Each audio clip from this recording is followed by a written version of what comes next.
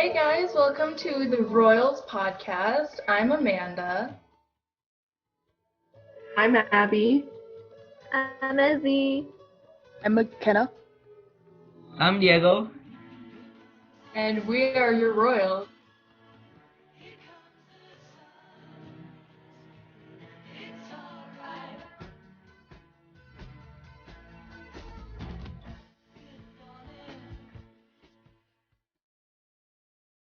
And this week we're actually talking about what we are thinking about the Hamlet written by Shakespeare.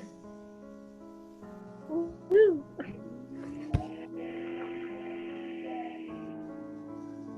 Our first question sort of is, who was our author? Like, what's some more information about him? And I'm going to hand that over to McKenna to answer.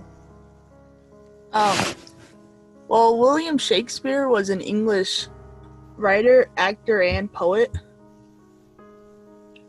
He was one of the most well-known poets. He is one of the most well-known poets, and he came from the Renaissance era.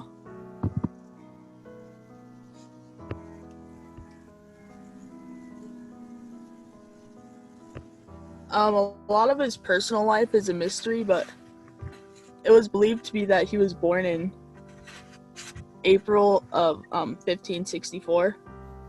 Yeah, like when I was searching up like William Shakespeare, like we could find all sorts of like information about his success and stuff. And some of like his personal life was always just like a mystery. Like nobody actually knew when he was born. Like it was just like a pure mystery to like what William Shakespeare was. I know I remember from when we were talking about like anything by Shakespeare back in middle school, they were talking about how there's maybe different writers who all go by the name Shakespeare. And so that's why he doesn't really have a solid life, because it's sort of like a pen name. And there's like, it could be multiple people that just sign their things by Shakespeare. I heard He about might not that even be a too. real person. I was like, I don't know if you guys ever heard that, but I always heard that throughout middle school and stuff, so. Yeah. I heard about this. To everyone that doesn't know who Shakespeare is, because like many people might not know who Shakespeare is. Shakespeare is he wrote like one of the most famous plays out there, Romeo and Juliet. I think everybody talks about like and knows about Romeo and Juliet. He's just the person who like created Romeo and Juliet, so you guys can have an idea who he was. Yeah, Romeo, like Romeo and Juliet, he also made a bunch of other famous plays, like Hamlet and Macbeth. And both Romeo and Juliet and Hamlet are considered tragedies, which means that everybody dies in the end. He's got a thing for sadness. Yeah. he's A lot of his plays represent a bunch of emotions like death, love. I think he's definitely known for writing some of the biggest tragedies, like pretty much ever, especially in plays and everything. Like just between Hamlet and Romeo and Juliet, like there's so much death and so many different like tragedies, I guess, that come up in them, and those are really what made him popular. Yeah, like I heard that he had like two main genres, which like obviously the main one was tragedy, but his other one was comedy, such as like one of his plays called Much Ado About Nothing.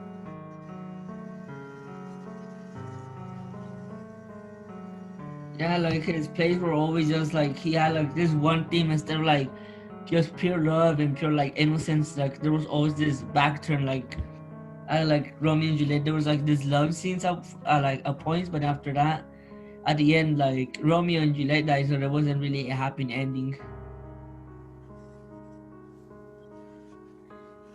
And I like how like now we can interpret this like his writing in movies, like how there's like Romeo and Juliet and The Lion King and all of the other ones that are based off of his plays, but like made so it's like newer generations can enjoy and it's not as confusing. Yeah, that also kind of leads into our next topic of how was the text originally received. And there's a lot of different things that can influence how a text is received based off like how popular was the writer, like what was his lifestyle, sort of like how did he get the word out about it, but also what was the topic of it, like was it a tragedy or was it a comedy? And according to Shakespeare Online, Hamlet was written in 1599, where he was about 30 years old, and became an instant hit, and the great Shakespearean actor Richard Burbage received much acclaim in the lead role. And whether or not people actually know the whole story of Hamlet, it's still very commonly known. You can usually meet someone that knows at least the name Hamlet, whether or not they know like the whole storyline or all the characters' names or something like that. And it's still really, really popular amongst, like, especially in high schools and stuff. Like, for example, we are talking about it ourselves right now. We are high school students talking about this. And it's still a commonly performed play, and it's still a very popular idea. Like how The Lion King is based off stories from the Bible and Hamlet mixed together. Like, it was kind of made for younger kids to be able to understand Shakespearean stories. Yeah, so the text originally received, it might be kind of like different in that time, because if we look at it, there was still like kings like King James VI, so we could like look back about like the reality, like the royals, like meaning how like if this like play would affect the royal family, maybe like making them reflect upon the families, maybe like, oh, we should be careful because look what happens, and it's true. And then also there was also like a gender difference, like because like not many women were in the play, most of the actors were all men, so there was still like gender differences around there. Going back to the Bible thing, a lot of like my sources that I like looked at said that Hamlet, or not Hamlet, that's this play, Shakespeare had like a hand in writing the Bible, which I thought was interesting. I mean, I think that's a really good point. Plus, it also shows like sort of how long ago this Hamlet was written, because if it was written in like 1599, that's like over 400 years ago, which is also would show his influence in writing. Like if he helped write the Bible, there's so many different religions that go off the Bible or even just talk about the Bible. And like if he has that sort of power and influence, then I'm not surprised that Hamlet came off so popular.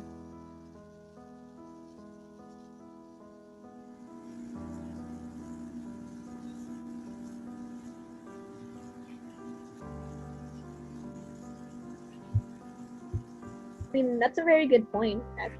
Like, based off of, like, reading, like, from past stories of his, the way he, like, talks, like, using, like, the words that he uses, it is actually really similar to the Bible, because, like, there's some words in the Bible that you don't, like, understand until, like, you have to, like, look up the meaning of. It's, like, same thing with his writings.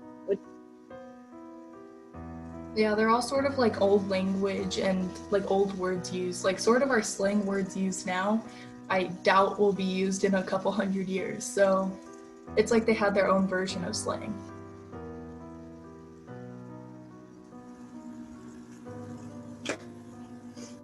I was also looking at like this fun facts website, and it was talking about how Shakespeare never really had a concept of how to spell Shakespeare, so there's just a bunch of like versions of his name because he doesn't know how to spell because it's 1600. Imagine being so influential you can change your name and everyone's just like yeah, that's Shakespeare. That's still him. That's him, that's our guy. That's the play guy, right? Yeah, for sure. What I found interesting about what you said is that in 1599 was almost 400 years ago. So if his own play could survive that long and be this popular for that long, then it shows that this play was really well received and everyone really liked it apparently. Was something I was like, if no one liked it, I'd be popular for like even a few months, not to mention 400 years. Well, today, William Shakespeare's like plays and poems are not almost all original because some of his plays were lost. Some of his poems were lost during that time. So maybe some of his plays and poems today could be different and like viewed differently because like they're from the settings and like how it was like interpreted again. It might be different than how it was seen before.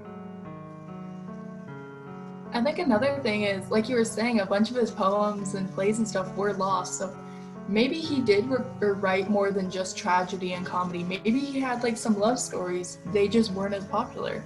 Yeah. So it's sort of thing like over time, which ones actually stuck with us? And it's of course the tragedy and the comedies. The ones that give us trauma.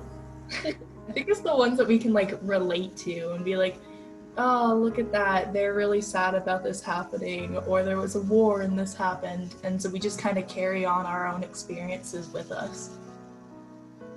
Yeah, so so the text might be received differently, and this could lead us into like what was going on during that time period that might be relevant to the text. Actually, so during that time period, long time ago, according to Marked by Teachers, Queen Elizabeth was the monarch at the time. We all know Queen Elizabeth. She was all right, but also it was also King Henry VIII that was in charge as well, where Scotland was part of England, but then it was separated, became its own country, and then they untied England and Wales. But going back with the Shakespeare and his name, the reason why there was many versions of his name, or like because he couldn't spell, is because education was barely like a new thing at the time. So mostly only boys would get education, and it was either a public or grammar school. But it also depends like what type of job they have. So usually like the harder workers would get an education. They would like those men will be able to go to university, but then like lower class workers would not get an education at all, or get like a lower education than go to university. And also not a lot of girls were allowed to have education unless they were in a healthy high class. And also, and staying on the topic of education, his poems literature was a big influence in the big like pathway for the English, because many of the words and terms we have today is because of his poetry, like his words, as like some of his like we said before, his words were really like a bit more hard to understand. Like if we read his poems today, and many of our words are based off the words he wrote, so it helped the English dictionary a lot.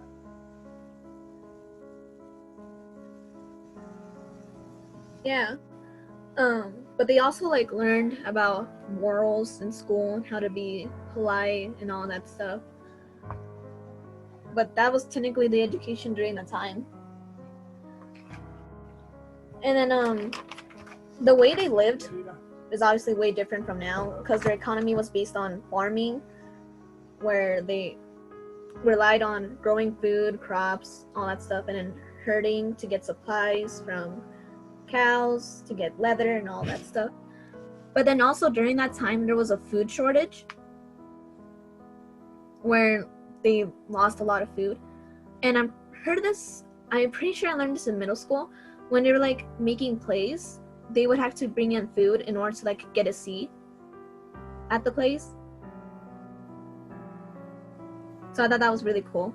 And that's all your rations, or you're not allowed to watch my play. Exactly, yeah.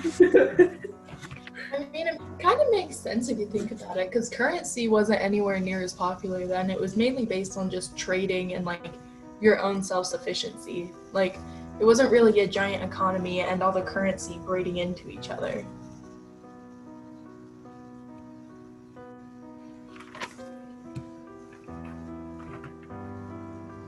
So now that we know a bit more about Shakespeare and his time period and what was going on during his time period, what was going on and stuff, we could talk about now the play we're gonna be reading ahead of time about Hamlet, the Prince of Denmark.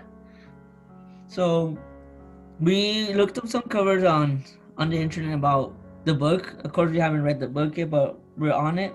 So we looked up some covers, and we're gonna find out what's influencing us, or like about the book. What do we expect from the book based on these covers? Yeah. So this was actually the one that I picked And I don't know, I thought it looked really cool. But the biggest thing to notice is there's a lot of really dark colors, and there's obviously a skull in the middle. And I feel like with the more of these that we look through, there's just a lot of really dark colors and skulls that kind of follow a darker death theme than other plays. Like some movies, you'll see really, really bright colors on the cover and everything, but a lot of these Hamlet ones are very dark and very full of death ideas. Yeah, Definitely. I can see it on. Oh yeah. So the one I chose was this curse is a tragedy of Hamlet, Prince of Denmark. So in this picture, we can see some man handing over like to these two guys a skull. So we can figure out that he's like maybe digging up something, because like if we see in his hand, he has like a tool, like a shovel or some like stick. So he must be like digging up a grave for someone or something, and then he's just giving the skull to like these two persons, meaning like there's gonna be death. Like right away we can feel the sense of death. Like we're gonna have to expect death, and then there's gonna be some like it's basically more just showing us a lot of death. So this is the one that I chose. Obviously has the skull because we know it's probably going to represent about death. It's going to be death in the story.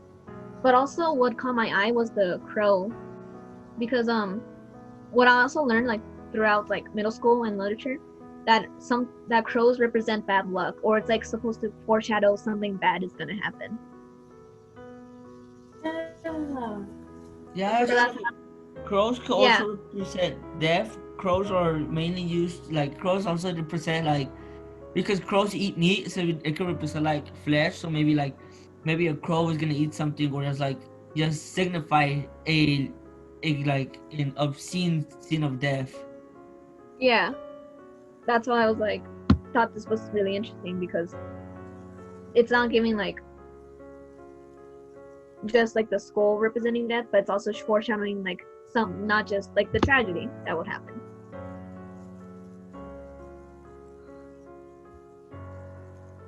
I chose this one, and it shows Hamlet holding a skull, which I think kind of represents that he was the one that is causing this death, and behind him is his father's ghost, who is the one that who this might show that like is an important role in the play, and behind him is also like a very dark and red sky, which also like might relate to this death or revenge. And I think this skull not only represents death, but it also represents like revenge or like tragedy that might come into the play, and then might like show that this is a tragedy, so be prepared for that.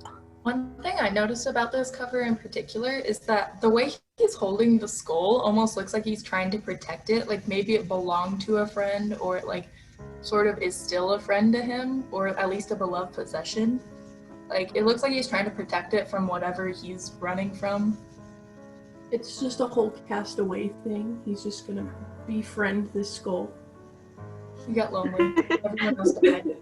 Actually, the way I was looking at it, for me, it looked like he was like trying to hide it. Like he's like trying to like hide it from like the people and like keep it out of people's way. Because I also noticed like the sword he has on his belt, so it looks like that's what I just noticed this right now. So I'm thinking. Yeah, I can definitely see that. Like he's trying, like maybe it's kind of both of our ideas, where it is like a beloved possession now, and he's trying to hide it from someone so that maybe they don't take it or they don't break it, or he's not supposed to have it or something like that. Yeah. I agree, because like when you're thinking about revenge, it's like you don't want to tell anybody about it. Yeah. Your own plots. You don't want to get busted. Yeah.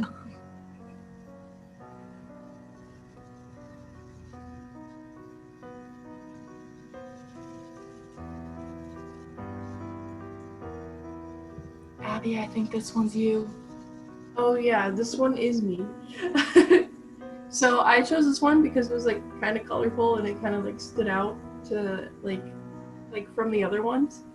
I also chose it because it's got like the cool quote that everyone can remember kind of from the play. It's to be or not to be. That is the question. And I also thought about how like the skull has a crown on its head. Like could the death in the play be a king or a prince? That's definitely a nice interpretation. Like, the other ones just had a skull in itself, but maybe the skull was like the royalty for the kingdom or whatever you want to call where they live. Yeah, that's what I was thinking. And then like the red background could because like there was like this whole like list of like the colors and what they could mean in literature, and mine was like possible like rage and like tragedy, and I was like, yeah, that sounds like Hamlet. Yeah, it could be like the anger or something behind it, which obviously the anger is literally behind the skull. Or it could maybe symbolize like blood or something, which we know this is a tragedy, so I wouldn't put that off. Yeah, it could symbolize the bloodshed, like maybe somebody murders someone of royalty. Yeah, I definitely agree with that. So something else that inspired me personally to like read the book Hamlet was The Lion King. I think we all know The Lion King. It's like I feel it's like one of the best Disney movies out there, and I think if you've seen The Lion King, we can see like this sense of like royalty to like in the book. So there's a king, and then the king is killed by his brother, the prince, his uncle. So then like it motivates me because I really love The Lion King and like the plot and then just like everything. So it motivates me because it says like the movie is kind of based on the book. I can expect something good, or like not like good in a positive way, but like in like tragedy. You know what I mean? Yeah, I definitely get that. Plus also kind of the common expectation with looking throughout all of these covers is that they're all very dramatic. And one thing about Lion King is like, especially when Scar kills the king, like that's a very dramatic point in the movie, and it's definitely a turning point. So I think the whole thing around Shakespeare is that he loves writing dramas. Yeah, and then Shakespeare's dramas are like we said are very dramatic about death, and like they're all about tragedy, and like I really like reading those type of stories. And like in the covers we've seen ghosts. I personally love learning about ghosts and stuff. So I mean, if there's gonna be ghosts, I mean, it's gonna be a great story. Another like correlation with the Lion King in the covers, like with the skulls, like so obviously we know that Scar, the brother, was the one that killed the Lion King, but then also if you see in the layer, he has a bunch of skulls around, meaning that he's killed like other animals or other things around him. Yeah. Like you can tell he was the bad guy from the beginning. Yeah, it's like he kept that symbolization from the original Hamlet story when they actually produced that movie, and they're like, yeah, this is a very strong symbol of death. Let's make sure we keep it with Scar. Yeah, and like in the covers we can always see like we can find all these skulls, and like all these skulls can mean either the prince is gonna be like a bad person killing everyone, or there's someone in the kingdom, in the throne, killing people to get what he wants. So we always get like this different kind of like meanings to the skulls, and like what could really go on in the story. Yeah, it's sort of like foreshadowing what's going to happen later on. And to summarize and to conclude our podcast of the Royals, William Shakespeare, he was an English writer. He had some of the best plays and poems out there, like Hamlet, Romeo and Juliet. He was really good at his literature. Helped out the English dictionary. It was just William Shakespeare. Even when he died, there was a letter or a will they found like in his place where he died, where he said how he was describing himself as a perfect man. So I mean, but maybe he wasn't the perfect man, but his literature was indeed, to say, kind of like amazing. And then also throughout our podcast, we kind of discussed some of the different covers and some different themes that went along with them. And then we also kind of touched on some of the history and the time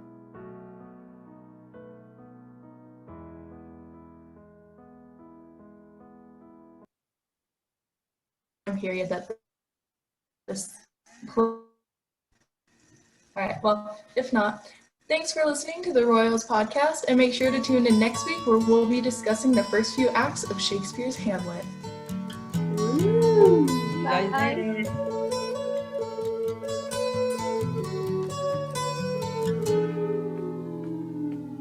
Here comes the sun.